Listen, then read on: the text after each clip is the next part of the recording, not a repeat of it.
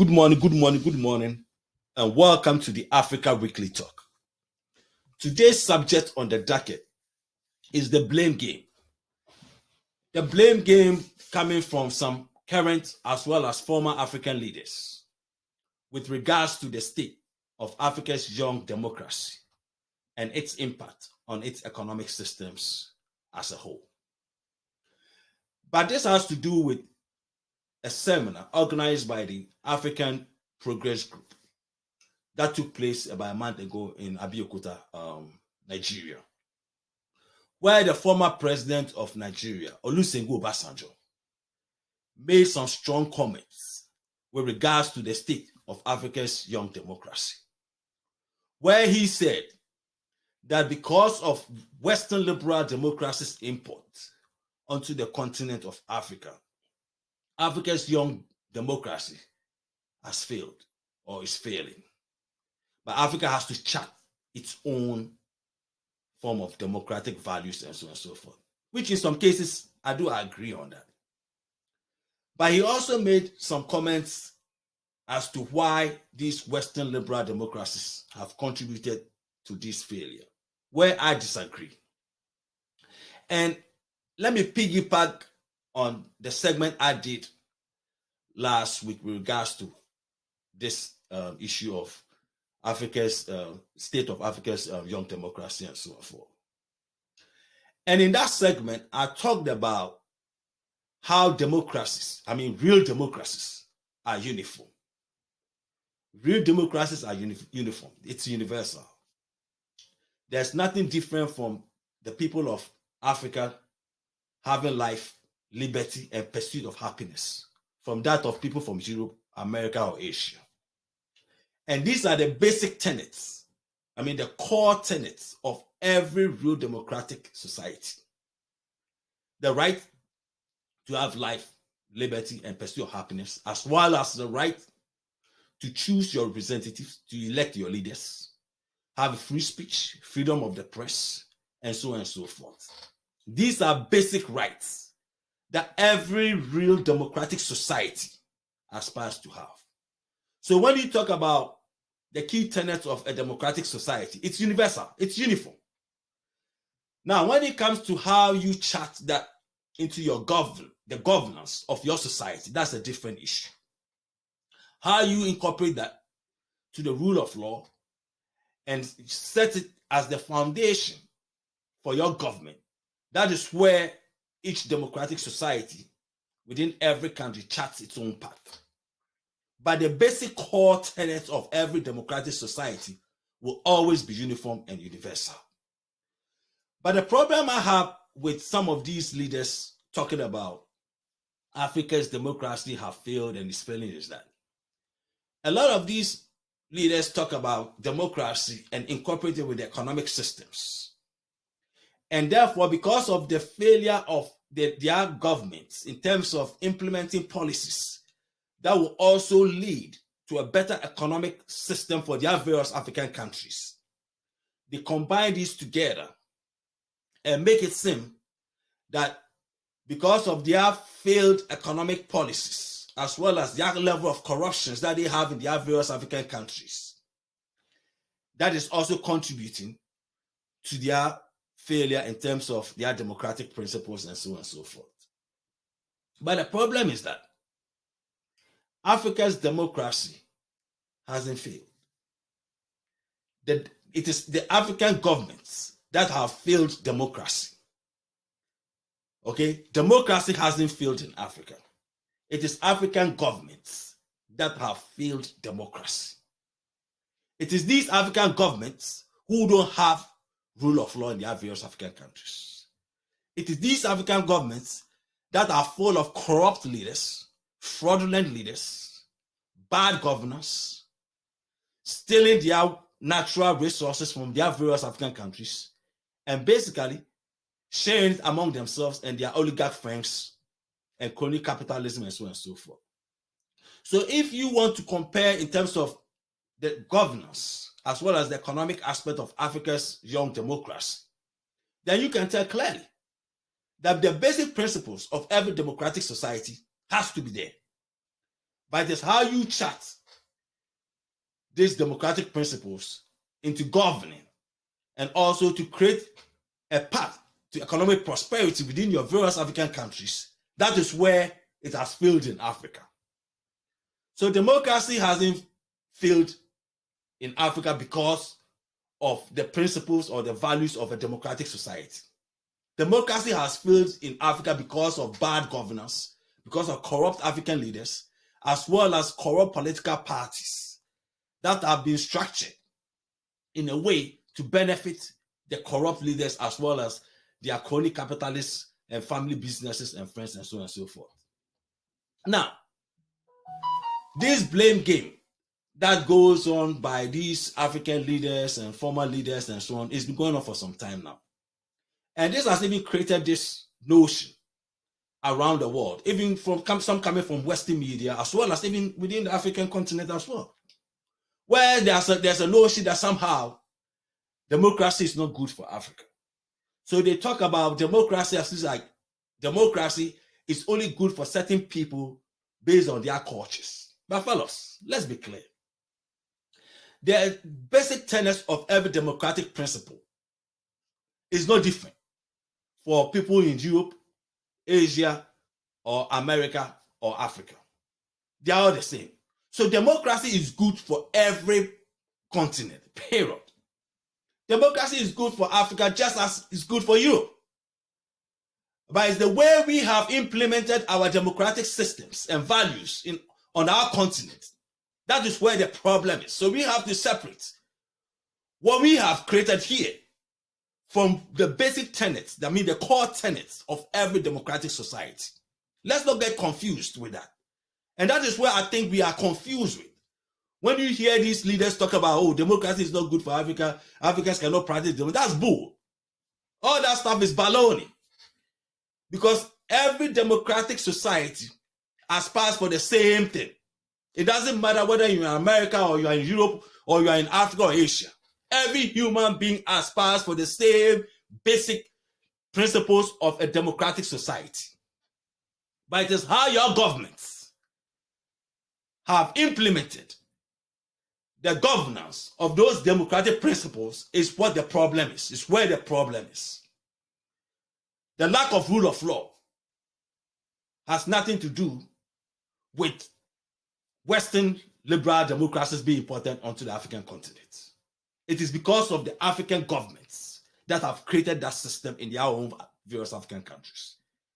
And so when you hear people talking about the importation of Western liberal democracies into the African continent has been the main reason why democracies have failed in Africa, that's false, fellas.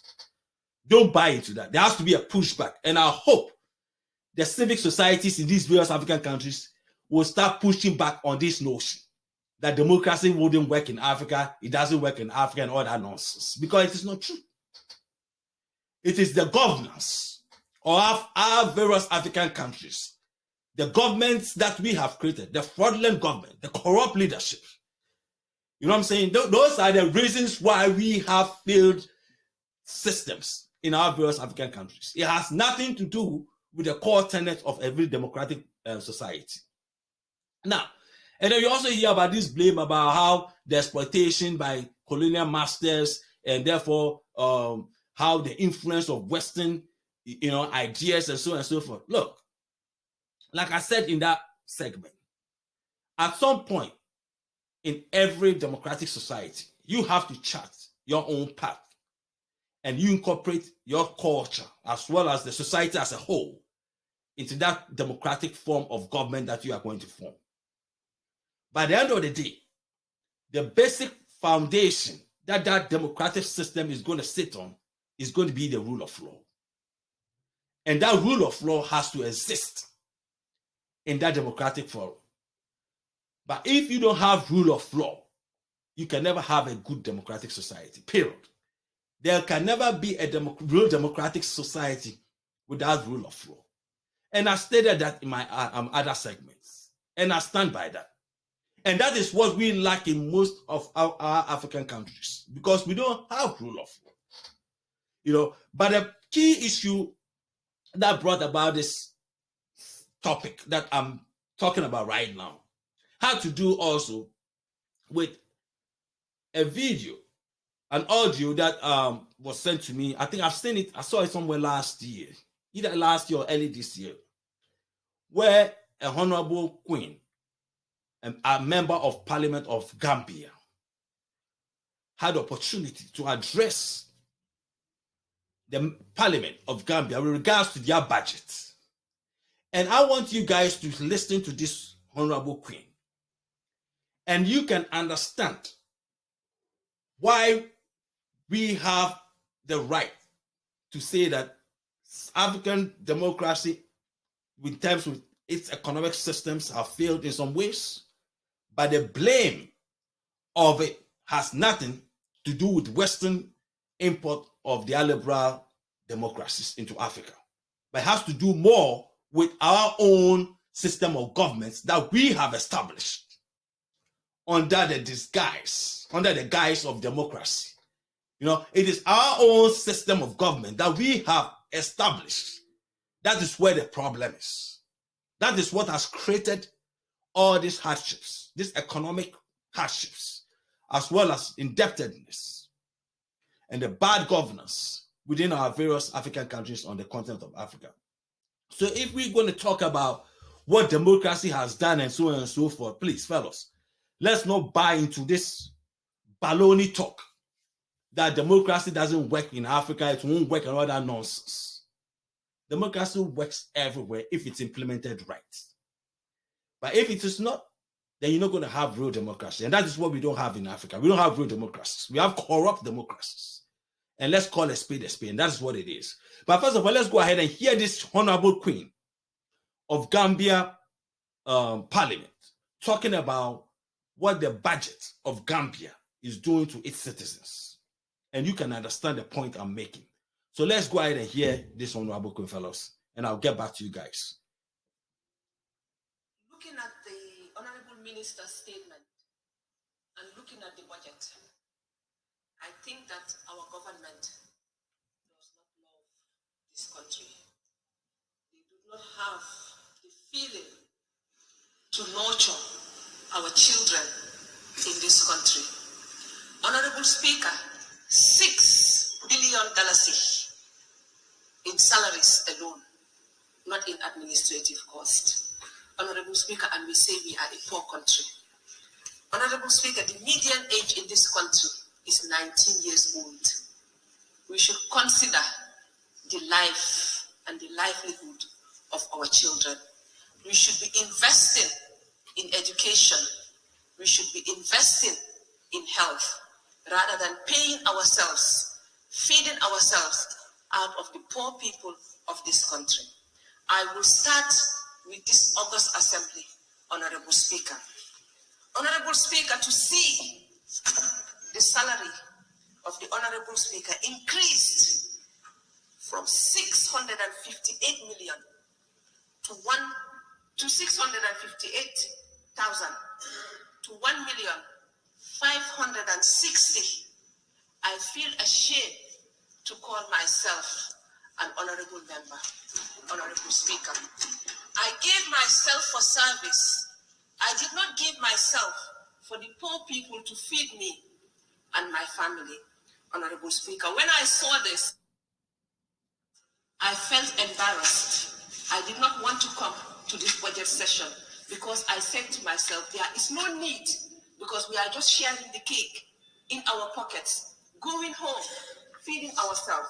Not only that, but to see the responsibility allowance, the residential allowance, the roving allowance, and all those for the representatives of the people. It is embarrassing for me to go back to my poor constituency and tell them that the meager resources of this country, I am paid that much at your expense. I took an oath, Honorable Speaker, to serve and to give back to my society, not to enrich myself.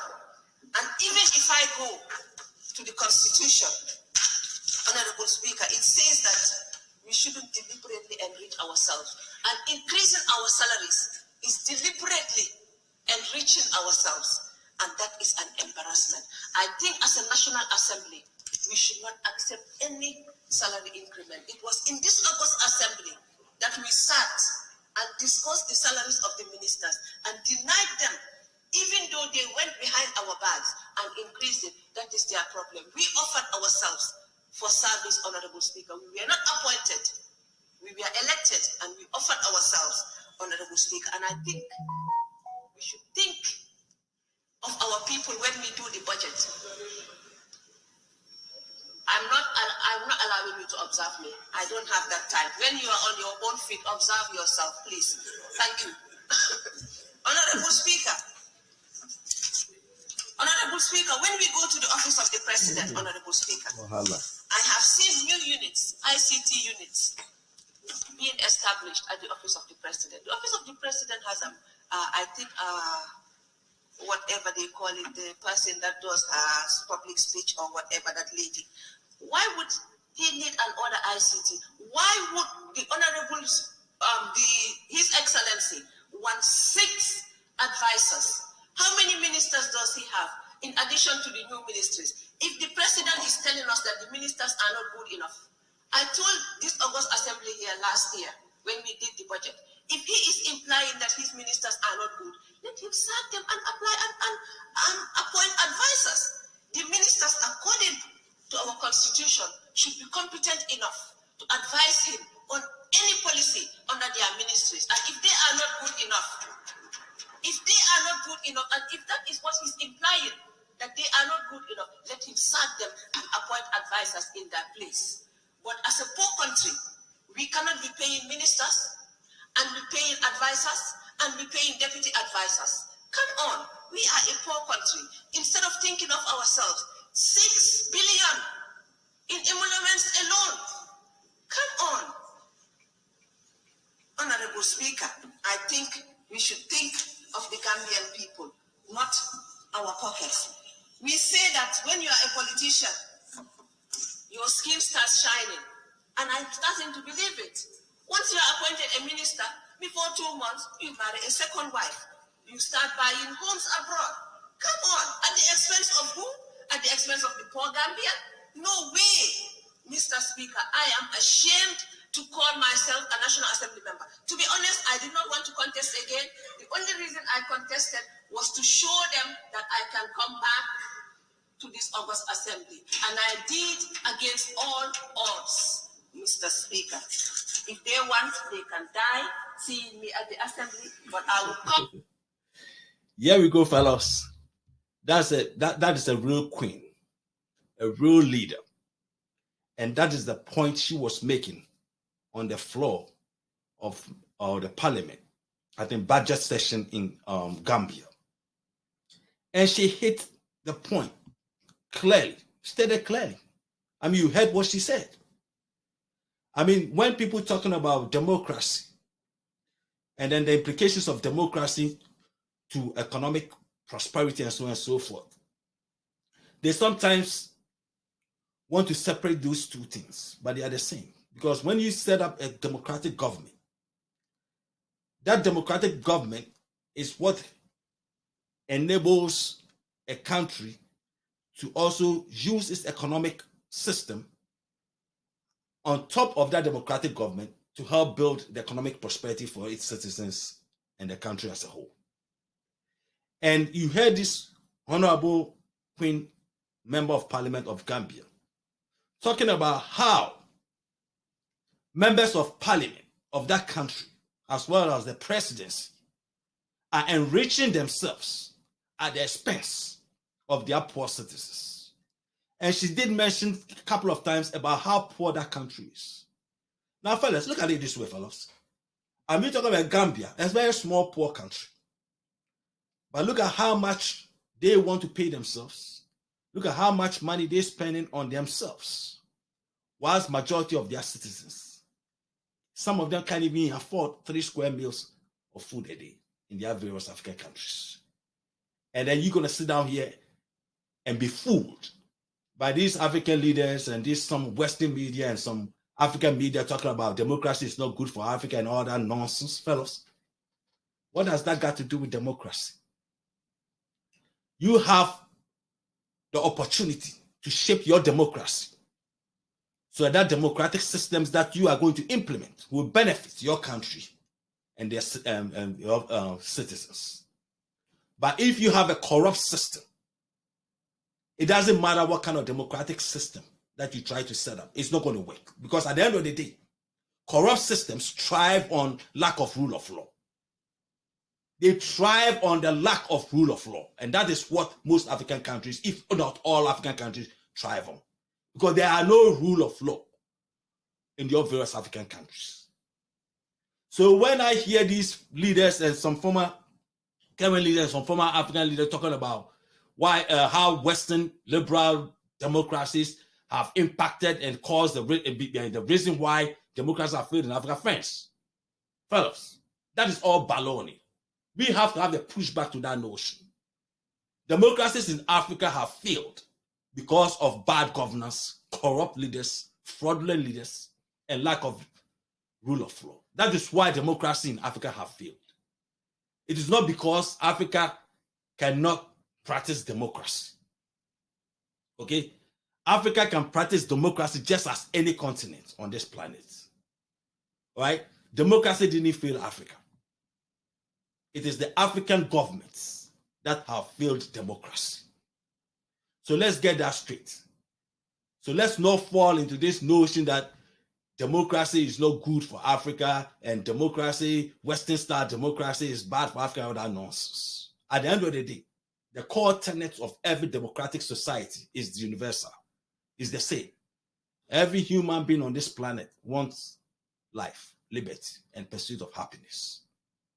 They want to live in a society where the rule of law works. It is not different from the people in America, Europe, Asia, or Africa. We all aspire to have these same benefits. So, fellas, let's not fall into this trap. When you hear these leaders talk about democracy is this and the Western style democracy and all that stuff, yes, we can implement our own democracy with our own cultures and so on and so forth. But at the end of the day, the reason why it has failed has nothing to do with Western style democracies being imported onto our continent. It is because of bad governance, corrupt leaders, fraudulent leaders, and selfish leaders who have nothing to offer for their citizens, but just for themselves and their crony capitalist friends and family businesses. So if it's Sunday, it's the Africa Weekly Talk. God bless you guys and have a great week.